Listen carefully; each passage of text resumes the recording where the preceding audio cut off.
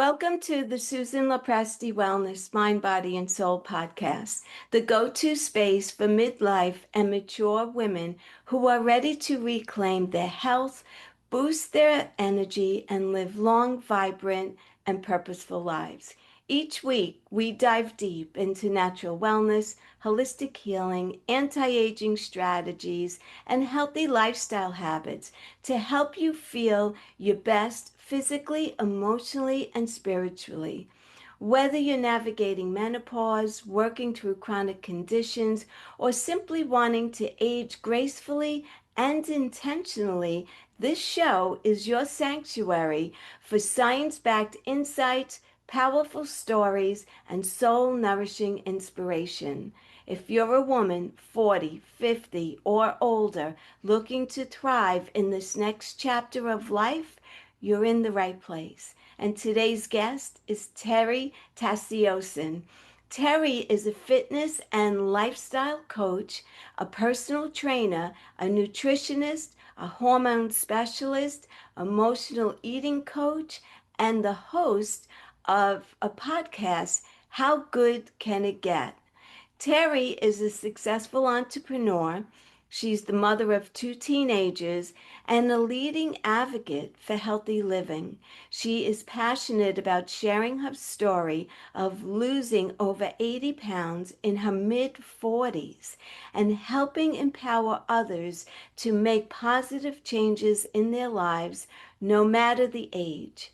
At 42, Terry embarked on a profoundly life-altering journey, successfully shedding over 80 pounds in her mid-40s, overcoming emotional eating, and discovering an untapped source of incredible physical and emotional strength.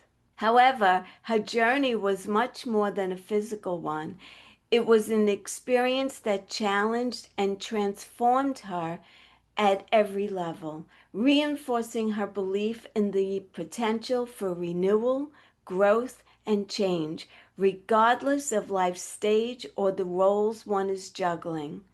Terry's journey is particularly relevant for women in perimenopausal and postmenopausal phases, a time when the body undergoes significant changes that can often feel insurmountable.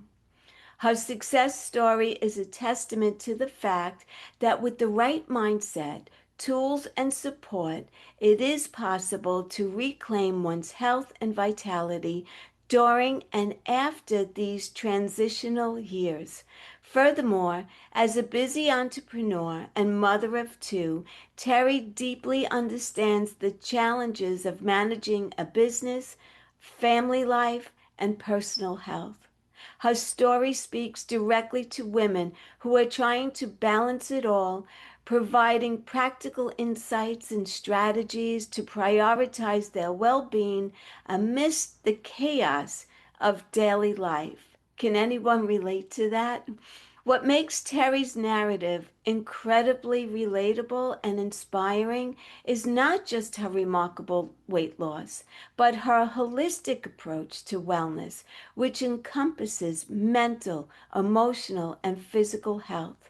She emphasizes the importance of self-care, resilience, and the pursuit of health as a continuous journey rather than a destination.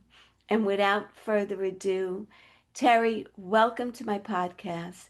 I'm so excited to have you here today and listen to your inspiring story. Thank you for joining me.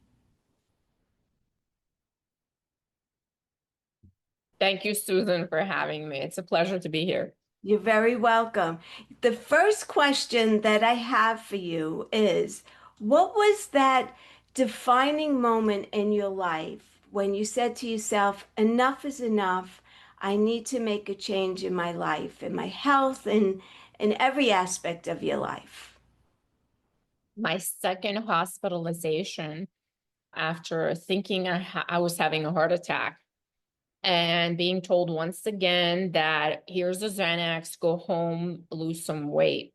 And that's when it all kind of sunk in that this problem was not going away and that it was starting to snowball into all kinds of other issues. So prediabetes, insulin resistance, thyroid issues, eyesight issues, lots of cavities, kind of feeling very inflamed, bloated, stressed, overwhelmed, alcohol abuse. All these things were coming to a head. What was your age at that point? 37. So still very young. Yeah. And perimenopause had entered. At 37. That's right. I didn't know it. And so I thought at the time I was going crazy, really. I thought I was losing my mind. All kinds of crazy things were happening. I didn't understand why I couldn't lose weight. Where in the past, it was a lot easier. I'd do a little bit of cardio and eat a couple of salads and I'd lose weight. I couldn't do that anymore. And a lot of just very odd things were going on. My anxiety skyrocketed. I was having all kinds of strange heart palpitations and just a mess. I was a train wreck. It's a shame that you were so young when you experienced that. I was in my mid-40s when I started having all of that. So that was the moment when you came out of the hospital, you said, "That's it. I need to make a change." What was the first thing that you started to do to change your life around? Well, the first thing is so I'm a type A overachiever. Okay. I went on a crusade of all the diets out there. And so this was over 12 years ago. Now I know better, right? So now I know that there are over 30,000 diet books on Amazon. Did you guys know that? No, I didn't know 30,000. That's a lot. Over Wow. 30,000 diet books, and they all have their own different diet and method and meal plan and different ways essentially of achieving the same thing, which is putting you into a caloric restriction. Yeah. However, a lot of them, what they also do is they don't just put you in a caloric deficient, they also put you in a nutritional deficiency, right? So the interesting part about all the diets that I did try is that I could white knuckle it. I was, very ambitious. I'm a go-getter. You give me a task, I'll get it done. But it would never work, right? So I failed over and over and over again, and that did not feel good to me. Yeah. Yeah. That gets you discouraged right away. Exactly. And so I kept trying. I just that was my saving grace really, is that I didn't just give up. I kept trying, but every time I tried, I would find yet another way to fail. And so at some point, I realized, like, wow, there's something really wrong with me. There's something really wrong. Like, this is not working. I don't understand. How is everybody else doing this? How come it works for everybody else? And so I realized that whatever was out there was not working for me. Now, erroneously, I mean, really, it's not working for anybody. It wasn't just that it wasn't working for me. It just Right. wasn't working for anybody, really. Diets don't really work long term. They work in the short term. And so I decided that, okay, I'm going to just come up with my own thing, see if I can be more consistent and more sustainable for a lifetime. And I did it a little bit backwards. I did not have as much knowledge or information or education as I do today. But what I did do that did work out okay is I unknowingly at the time came up with high volume meals. So I ate a lot of volume throughout the day, but kept my calories low. And I did a lot of cardio. So this was 12 years ago. I did not know anything about strength training, lifting weights, protein, etc. And I was able to successfully lose about 30 pounds, but I was afraid. Again, I was very afraid that I would gain it right back. And so at that time, I reached out to a coach, and my coach taught me how much protein to eat, at what intervals, meal timing, how to lift weights in order to build muscle, how to get the shape that I was looking for, keep my body fat low, and how to actually keep things sustainable, right? Because you don't want to go on a quote unquote diet and then get off the diet. You actually want to build a lifestyle Yeah. that is conducive to your schedule, to your personality, to your dislikes, etc. And so that's where the magic really happened for me. And it was so transforming that I became a lifestyle medicine coach myself, teaching other women how to do that. So you said you were on a high volume diet. What does that look like exactly? So it really depends on your goal, right? So some people need to gain weight. Excuse me. Some people need to gain weight. Other people need to lose weight. Other Yeah. people need to do body recomposition. When you're in a caloric deficit and you're looking to lose weight, a lot of times at the very end of this cycle, your calories get kind of low. So let's say, for example, 1,500 calories per day is on the low end. Yeah. And what you're looking to do is fill up your belly with as much volume as possible without going over your caloric budget for the day. So, for example, if you have 1,500 calories per day, you divide that up by 5, you end up with roughly about 300 calories, give or take, per meal. Hmm. And if you space that out so that you consume a small meal every 3 hours, it keeps you from feeling very hungry, where you tend to overeat. Yeah. And so a 300-calorie meal can look something like that's high volume, because really you can have a tiny little chocolate bar and could be 300 calories, Yeah. right? And that's not going to keep you full No. for too long. And you're going to be hungry pretty quickly. So what you want to do is you want to find meals that are high volume, meaning that there's plenty of food to eat and chew that's going to keep your belly full. So for example, what does a high volume meal look like? Egg whites with a couple of yolks and a very large serving of vegetables, right? So things like tomatoes, spinach, zucchini, Brussels sprouts, whatever you like to put into the egg white omelet or scrambled eggs or whatever, with a tiny sprinkle of fat, which could be feta cheese, cheddar cheese, whatever type of cheese, or maybe a little bit of avocado on a piece of toast. So that would be a high volume meal from my perspective, because it's enough real food as opposed to synthetic food like a protein bar. Yes. The body recognizes as actual nutrition and starts to digest and process, and you feel full. You feel like you got the right nutrition into your body, and it has a lot of protein. That's what worked for me. That makes plenty of sense, and it will keep you full, and you're eating real foods that are healthy, which is what we all want to do, right? That's the bottom line there.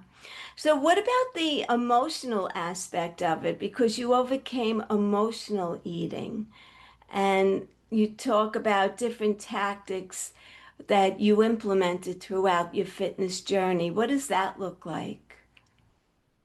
Such a great question. So a lot of us actually, I mean, eating is by nature somewhat emotional. Yeah. We eat when we're happy, when we're sad, when we're celebrating. There's all kinds of reasons to eat. It's a cultural type of experience, right? We eat as a community, etc. But there is a time, or there is a phase where we start to use food as a way to change our internal state. So, for example, more specifically, sugar, right? Yeah. So, there are times when some of us, that was me in this case, began to use food as a coping mechanism on top of alcohol, for example, right? Because sugar gives a very, very quick dopamine hit. Yeah. And so when you find yourself having a goal, let's say, for example, I want to drop X amount of body fat, right? And you're very focused on that. But every night, let's say you're really good with your food throughout the day, you're really good with your nutrition throughout the week. But then on the weekend, for whatever reason, you just binge on alcohol, sugar, all the things that are not conducive to meeting your goal. And you don't really understand, why am I doing this? What is making me sabotage myself, essentially, right? And Yeah. so that's when I discovered that emotional eating was a thing. It is an actual eating disorder, and it follows restriction and binge cycles, sometimes throughout the day, and sometimes, within a few days, weeks, it could be months as well. So you could spend maybe 3 months being very adherent to your diet or to your nutrition plan, to your fuel plan, and then spend another 3 months in a just caloric binge, right? And a lot of us don't realize that because nobody really talks about emotional eating as a coping mechanism. It's more socially accepted. Your family's not going to have a sit together with you and say, hey, we think you're having an eating addiction, so maybe you need to go to rehab, Right. right? It's not the same as alcohol or other Right. substances. And so it's really easy to get away with being unseen, and a lot of times it is something you have to self-identify, that this is a pattern of behavior and a loop that you're going through on a regular basis that is preventing you from feeling the healthiest version of yourself that you could be feeling. So you struggled yourself personally with emotional eating. Yes, and I didn't know it for many years. Right. So Yeah. what got you to the point where you finally realized that you did have emotional eating disorder? I guess it's a disorder more or less, right? I don't, I will not call it a disorder. Okay. It's a pattern and a habit. Okay. Pattern of behavior that the brain has learned is the fastest way to cope with uncomfortable states of being, Okay. right? So it could be negative feelings, it could be positive feelings, right? It could be any type of self-talk or feeling of overwhelm or stress, right? A lot of people use alcohol in the same way. So at the end of the day, you're feeling stressed, overwhelmed, you just want something, right, to take the edge off, right?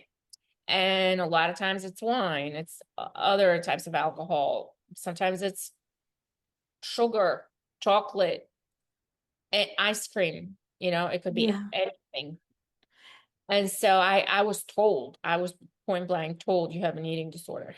That's Now, how I, wow. So could emotional eating also go the other way where you're not eating and you're pretty much starving yourself? Is that considered emotional eating as well? And that was my understanding of what an eating disorder yeah. is. All right. So to me, when I would reflect on myself, I did not think I had an eating disorder because all I knew was anorexia or bulimia, right? Those are on two sides of the eating disorder spectrum, where one is extreme restriction, anorexia, where you're not eating at all or very little. And Right. the other one is where you go through binge cycles and bulimic cycles, right? And so emotional eating, I didn't think that that was even considered an eating disorder because I didn't do any of those things. I didn't have anorexic cycles and I didn't have bulimic cycles.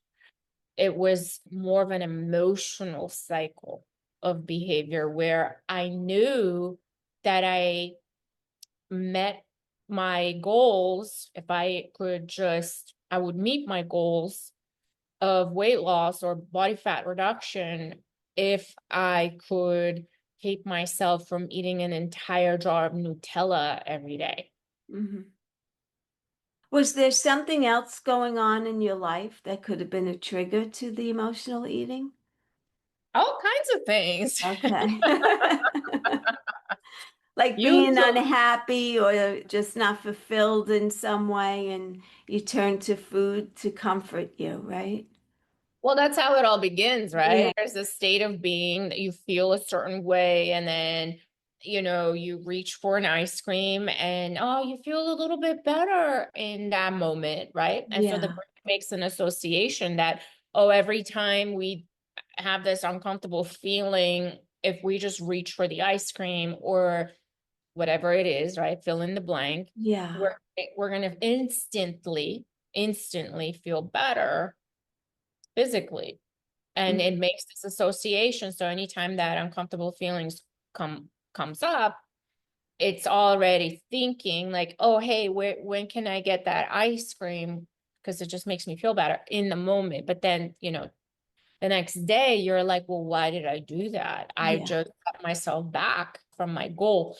And so I realized I started becoming more aware of this pattern is because I had a goal that I had to lose a certain amount of body fat from my health. It wasn't even for vanity purposes. I had to drop the body fat. Yeah.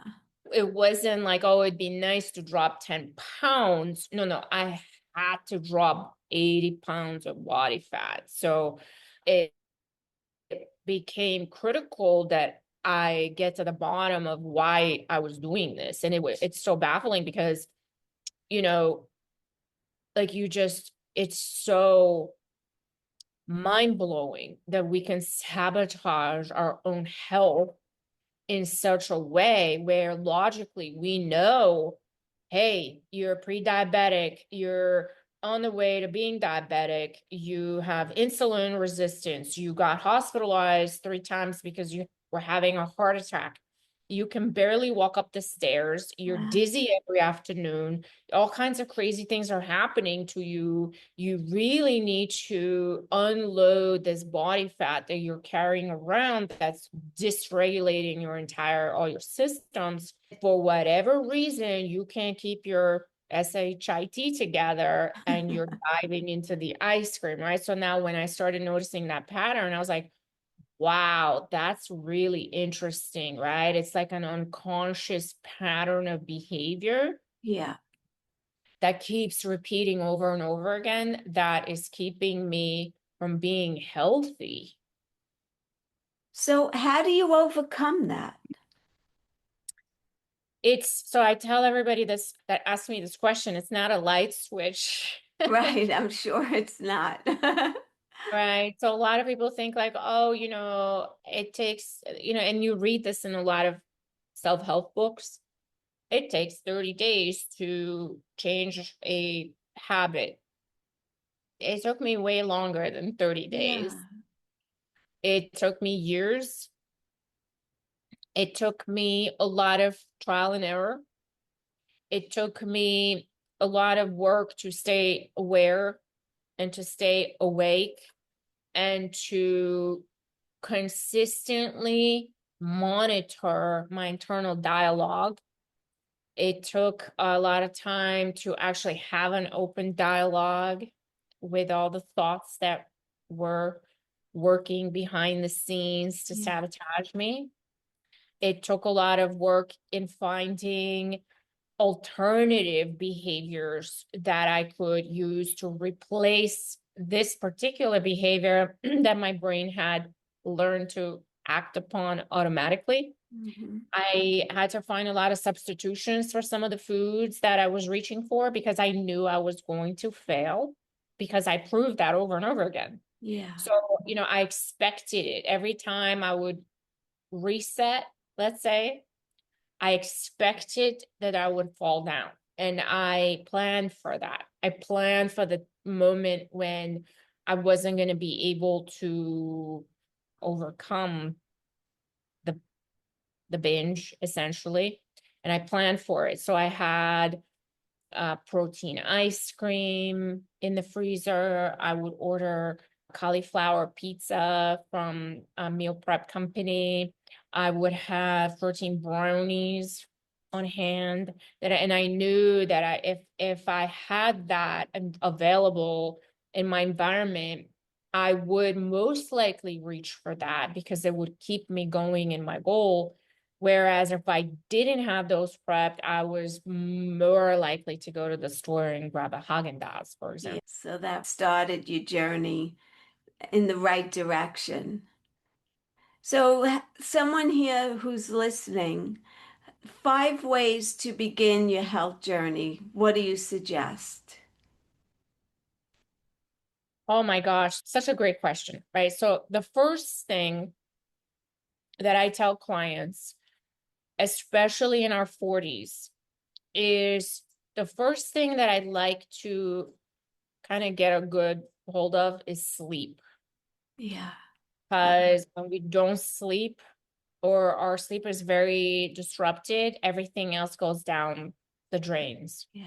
Right? We don't have as much energy. We are not in a great mood. We're might have a headache, etc. Right. So that, first step is try to get between 7 to 9 hours of sleep or as much sleep as possible. Right. And then just pay attention to what keeps you up. Do you have caffeinated drinks later on in the day, or what can we do to get better sleep? So that's number one. Number two, another one is hydration. So right off the bat, how much water or liquid are you drinking? And does your diet have enough sodium, potassium, magnesium, sodium chloride, right? So that's another one where a lot of times we're hungry or we think we're hungry because we are actually dehydrated. Yeah. That's number two. And then start to think about movement. It doesn't have to be anything extreme, right? We don't have to run a triathlon on day one, right? We can get 8 to 10,000 steps a day, maybe 10 to 15 minutes of a little bit of cardio, get the heart rate up. And then once you get that habit down, start adding strength training, weightlifting, etc. And then nutrition, right? Are you eating enough protein? Especially in midlife, women actually need more protein Yeah. than the recommended dose that's published out there. And are you eating enough protein throughout the day? You can break it up into 3, 4 meals, 5 meals, if that helps. Are you getting enough whole foods, enough vegetables that are going to help you feel full rather than synthetic food? And those are five, right? I gave five. Yes. Yeah. Yes. The other thing I wanted to ask you is during menopause, why is it so important to be building muscle? Well, it's actually, no, it doesn't matter what age, because I think starting at 30 years old, we start to lose bone density. Right. And so if we're not counteracting that by lifting weights and staying active, it just keeps declining, right? And so sarcopenia starts coming in, muscle loss, bone density loss, etc. And in perimenopause and menopause, it just keeps accelerating, right? So we don't move as much, our hormones are changing, they're fluctuating, they're declining. Estrogen, progesterone, testosterone, they're all declining. Mhm. And so it just gets progressively less and less, right? So if we're not doing anything to counteract muscle decline and bone density decline, it's just going to take its natural course of action, which is to continue to decline. Right. Okay. I also wanted to talk to you about thyroid support because I actually have Hashimoto's disease. And so, as far as nutrition goes, how could we support our thyroid?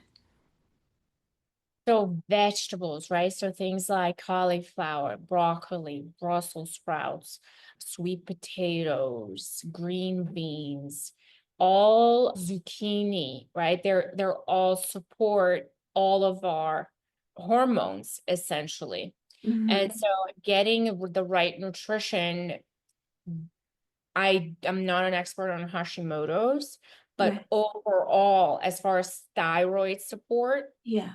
you can't go wrong with eating enough protein, getting enough vegetables. There's a lot of research being done out there now for different supplements that I don't necessarily recommend. It's not my expertise, but there's a lot of research being done. And I do have a few clients that have gotten off of their thyroid Oh, medication and I started reversing some of the symptoms that they're experiencing. And the only thing that I'm aware of that they're doing is eating the way that I just described, lifting weights, so maintaining or increasing muscle mass, lifting weights, eating properly, sleeping well, and hydrating. Yeah. So for a lifestyle medicine coach, that would be my recommendation. Yeah. But of course, you need to work with your physician for full support. Right, right. I also notice just in people that I talk to, a lot of women, as they're in perimenopause, they seem to develop a thyroid condition. I don't know if it's a coincidence or there's some kind of a connection. I also think that when you're in perimenopause, you're under a lot of stress, and that possibly could be one of the triggers. I think it was for me at that time. I was also going through a divorce when I was in perimenopause, so there was a lot going on. Yeah, and it was a struggle. It was, now I have it under control. I take really good care of myself and I've lost a lot of weight, so I have it under control. But in talking with a lot of people, I noticed that there is that correlation to it. So, It's so interesting, right? So a lot of the people that I speak to, and this is not from a medical perspective, but what I do hear a lot of times is it starts with a metabolic root cause, right? So insulin resistance, then it goes into pre-diabetes, then if you don't necessarily take care of it, some people are predisposed to it hitting the thyroid. yeah, yeah, it's very interesting.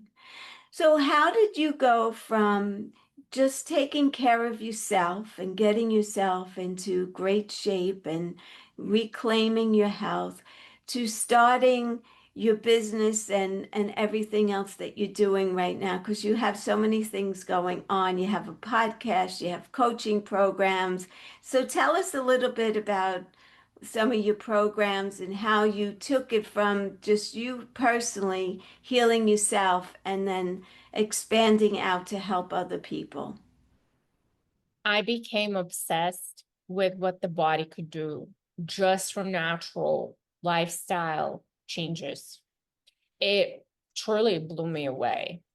And I wish somebody had sat me down when I was struggling and told me that, hey, these things that are happening to you, they don't have to continue to escalate. You don't have to blame it on age, because I'm going to be 50 next year, and don't I mean, when I think about how I used to think about 50 when I was 37, that's not how it is for me No, now, but I changed my lifestyle.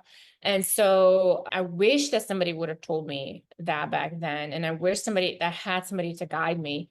And so I became very, very, very interested and just inspired by how it affected me. I started getting certified as a personal trainer, nutritionist, emotional eating. And now I'm a lifestyle medicine coach because I was so interested in it, not just for myself, but also to help some of the ladies that asked me to help them. And in the very beginning, I didn't have this, 12 years ago, I didn't have any certification. So I would be like, well, I can help you, but like as a friend, you still have to check with your physician on some of these things. I can't take responsibility for it. But now that I have certifications and all these things, I can actually help people a lot better. And so I transitioned into that, right? So the personal transformation led to a professional transformation. yes. What were you doing before you became a coach? I had a marketing agency, so Okay. very different, but very Yes. similar as well. Yes. So tell us about some of the programs that you have, and also you have a podcast. Yes. So I do one-on-one coaching. I don't necessarily have any particular program. It's very personalized based on each person's individual needs. Mhm. And that is open year round. If anybody's interested, you could reach out. I also do retreats, so women's retreats for wellness, yoga, Pilates, nutrition, and hiking out in Tennessee. There are a couple of spots possibly for the rest of this year, but they've been mostly sold out this year, but they are open for 2026. And then I am into season 2 of the How Good Can It Get podcast. You can also find me on Instagram, How Good Can It Get? Because it could get good. Great. And yeah, those are all the places you can find me.